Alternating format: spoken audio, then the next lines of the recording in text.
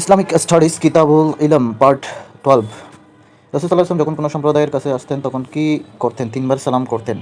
কেউ কল্যাণের পথ দেখলে তার প্রতিদান কি? সম্প্রদানকারীর অনুরূপ সওয়াব দেখালে। উইজরুন শব্দের অর্থ হচ্ছে পাপ বা মন্দ কাজ। মুজতাবি শব্দের অর্থ হচ্ছে পরিধানকারী।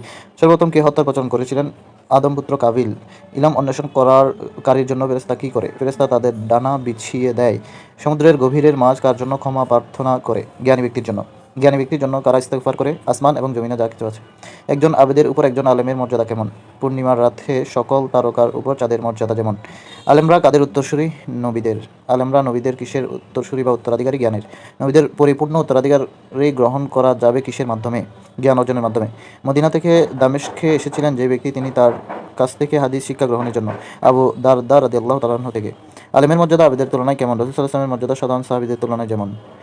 মুসলমানকে কল্যাণের শিক্ষা দানকারী ব্যক্তির জন্য কল্যাণ কামনা করে দোয়া করা কে? গর্তের পিপীলিকা এবং গভীর সমুদ্রের মাছও তার জন্য দোয়া করে। আল্লাহর বান্দাদের মধ্য থেকে কারা আল্লাহ তাআলাকে অধিক ভয় করে? আলেমরা। রাসূল সাল্লাল্লাহু আলাইহি ওয়াসাল্লামকে কি হিসেবে প্রেরণ করা হয়েছে? উত্তর হবে শিক্ষক হিসেবে।